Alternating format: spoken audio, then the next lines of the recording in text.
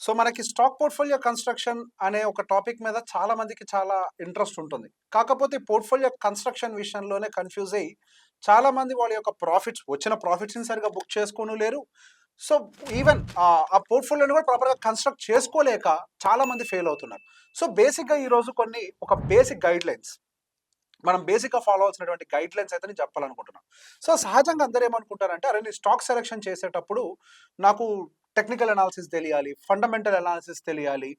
నాకు ఇవన్నీ గనక ప్రాపర్‌గా తెలిస్తే నేను మంచి పోర్ట్‌ఫోలియో కన్‌స్ట్రక్షన్ చేస్తానని అనుకుంటారు కానీ, యాక్చువల్‌గా అసలు ఎప్పుడైనా గాని ప్రాఫిట్స్ అనేవి వాటి మీద కంటే కూడా మనం ఏ విధమైన స్ట్రాటజీ ఫార్మేషన్ చేస్తున్నాము, మనం ఏ విధంగా ఇన్వెస్ట్‌మెంట్స్‌ని ప్లాన్ చేస్తున్నాము, అసలు ఎంత గోల్ కోసం చేస్తున్నాము, ఎంత టైమ్ హారిజన్ కోసం చేస్తున్నాము, ఇట్లా ఎన్నో పారామీటర్స్ మీద ఎక్కువ డిపెండ్ అయ్యి ఉంటుంది.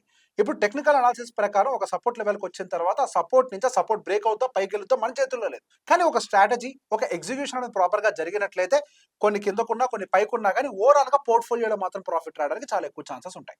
సో, స్టెప్ బై స్టెప్ మీకు ఒక్కొక్కటి ఇది ఎక్స్‌ప్లెయిన్ చేసే ప్రయత్నం చేస్తాను. సో, ఆల్వేస్ ఒక పోర్ట్‌ఫోలియోని కన్‌స్ట్రక్ట్ చేసేటప్పుడు అసలు మన గోల్ ఏంటనేది మనం డిఫైన్ చేసుకోవాల్సిన అవసరం ఉంది.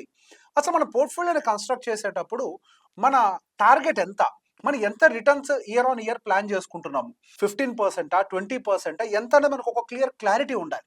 ఆ క్లారిటీ లేకుండా రాండమ్‌గా మాత్రం మన పోర్ట్‌ఫోలియో కన్‌స్ట్రక్షన్ జరగకూడదు.